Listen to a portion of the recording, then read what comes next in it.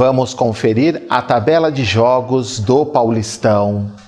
No primeiro jogo da final no domingo no Allianz Parque em São Paulo, o Palmeiras venceu por 1-0. O segundo jogo está marcado para o próximo domingo na Vila Belmiro, em Santos.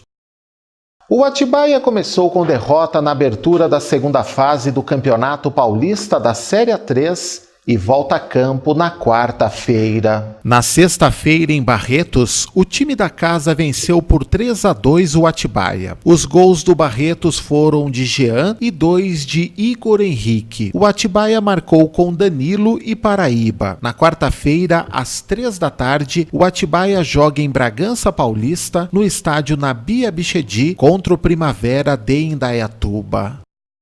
Veja os resultados da Série A3.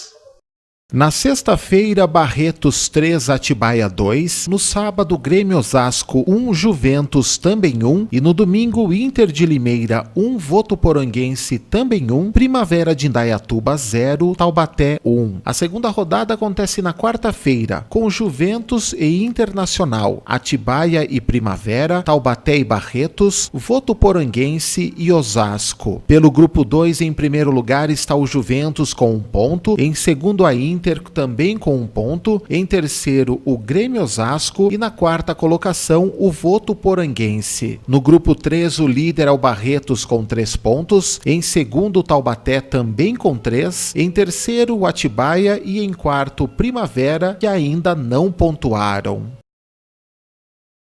Na quinta-feira da semana passada, o Bragantino deu adeus à Copa do Brasil ao ser goleado pelo Criciúma. No início da partida em escanteio, o zagueiro Rafael cabeceou e Bruno Lopes abriu o placar para o Criciúma.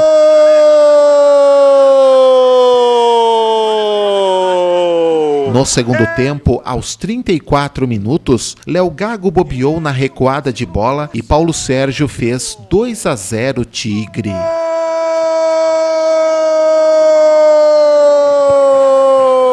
E já nos acréscimos, o atacante Jefferson driblou o goleiro Lauro e fez o terceiro, fechando o placar. Com o resultado, o jogo de volta foi eliminado, classificando antecipadamente o Criciúma à terceira fase da Copa do Brasil. O Bragantino agora volta a campo pela Série B do Campeonato Brasileiro contra o CRB no dia 8 de maio, às 9h, no estádio Rei Pelé, em Maceió. Vamos ver o que disse o técnico do Bragantino sobre a partida e também o futuro da equipe. Nenhuma derrota ela é benéfica. Eu sou um cara altamente competitivo, sou um cara que não aceito derrota, não gosto, me incomoda muito, me deixa irritado, me faz dormir tarde. Muito mais ainda porque a gente não estava mal na partida. É uma partida que a gente vinha perdendo de uma bola parada, vinha com um certo controle, mas são circunstâncias que a gente tem que saber administrar. Ninguém gosta, eu não gosto de estrear assim. Mas talvez olhando por um enfoque positivo, esse seja realmente o ponto que a gente tem que se apoiar nesse momento. Reformulações irão acontecer a partir de agora? Olha, já existia uma avaliação, né? A gente tinha uma necessidade de manutenção por estar na Copa do Brasil, mas com certeza haverá uma mudança bastante significativa no grupo de jogadores. O seu trabalho a partir de agora, visando a Série B, o que começa a mudar já a partir desta sexta-feira, Osmar?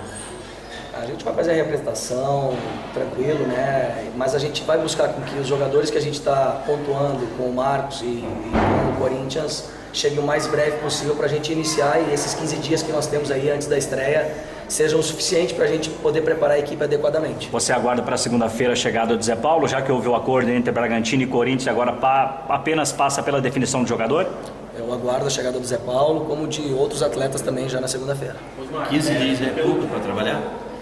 Não é o ideal, né? A gente gostaria, se possível, né, já que está sendo feita uma reformulação grande no elenco, que a gente tivesse pelo menos aí uns 30 dias, né? Que é o que se tem no início de temporada. Mas a gente vai se adaptar e a gente espera não, os jogadores que a gente vem trazendo são jogadores que estão em atividade, então não tem também tanta preocupação com a questão de condicionamento físico. Marcando o que você viu hoje, você tem a noção de que você vai ter muito trabalho pela frente para montar um time competitivo dessa Série B? Tenho. Desde o momento que eu aceitei o desafio proposto pelo presidente do Corinthians e pelo Marcos, eu tinha convicção disso.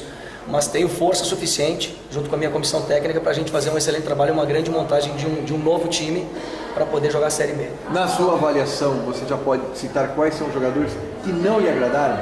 Não, nesse momento a gente não vai pontuar, até porque os jogadores que não permanecerem aqui têm uma carreira pela frente e eu jamais, tão pouco tempo, vou colocar na conta de um atleta individualmente, não faz parte do meu feitio isso. Mudando até esse tipo de colocação feita, dos jogadores que vão terminar o contrato agora, até o final do mês de maio, tem algum deles que pode continuar, renovar o seu contrato com o Bragantino?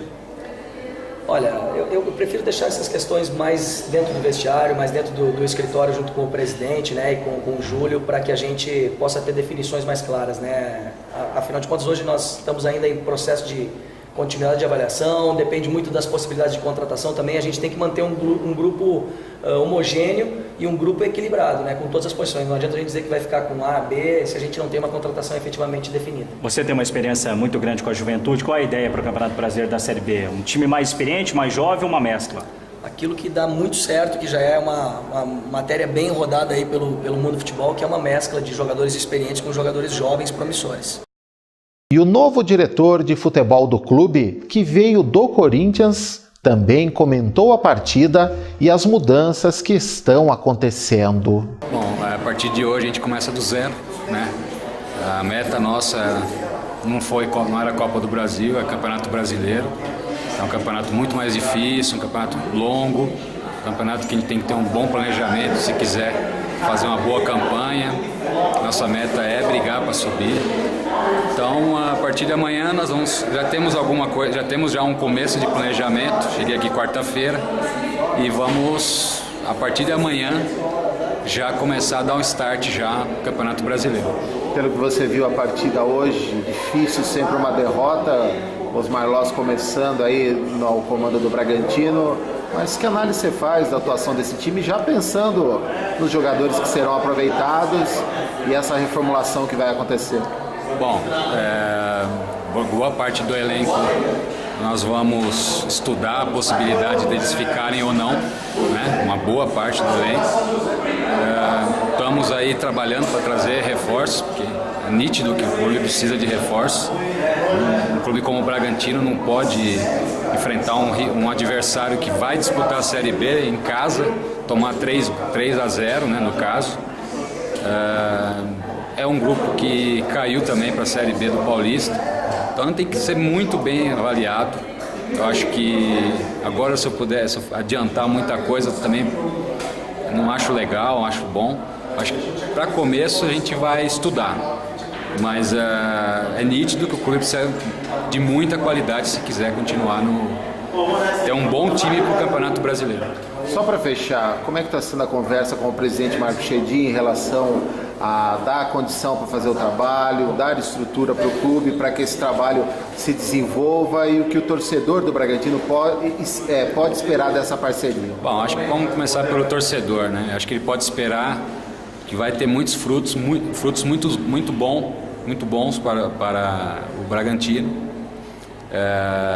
Em relação ao presidente, eu acho que ele está aberto a fazer um ótimo trabalho também em relação a reforçar a equipe, em relação a melhorar a qualidade de trabalho do grupo, né? Enfim, vamos aguardar. Eu não posso falar muita coisa ainda. Semana que vem a gente de repente arma aí e já abre para a torcida, para o pessoal de Bragança, para vocês, algumas novidades que devem acontecer aí.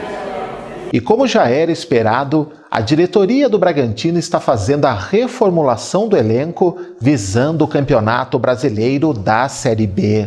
O time voltou a trabalhar na segunda-feira e o técnico Osmar Loz já começou no sábado, junto à diretoria, a pensar na intertemporada. O Massa Bruta está trazendo o meia Zé Paulo, campeão da Copa São Paulo de Juniores pelo Corinthians e que estava emprestado ao Atlético Paranaense. Também vieram do Corinthians o zagueiro Pedro Henrique e o meia Vitor Júnior. Na quinta-feira, o volante Rodney rescindiu o contrato com o Metropolitano de Santa Catarina Catarina e irá defender o Bragantino. Do atual elenco que disputou o Paulistão e a Copa do Brasil, o Braga já dispensou os meio-campistas Muralha e Esquerdinha, os zagueiros Thiago Martinelli, Renato Santos, Ferreira e Wellington Reis, os atacantes Igor e Eric e os laterais Thiago Feltri e Bruno Ferreira. Devem sair também os volantes Léo Gago e o Shoa. O Braga também deve anunciar o retorno do atacante Cezinha do Atlético Mineiro e o zagueiro Guilherme do Fluminense. Ambos pertencem ao clube e estavam emprestados. O Bragantino estreia no Campeonato Brasileiro da Série B no dia 8 de maio, às 9 da noite, no estádio Rei Pelé, em Alagoas, contra o CRB.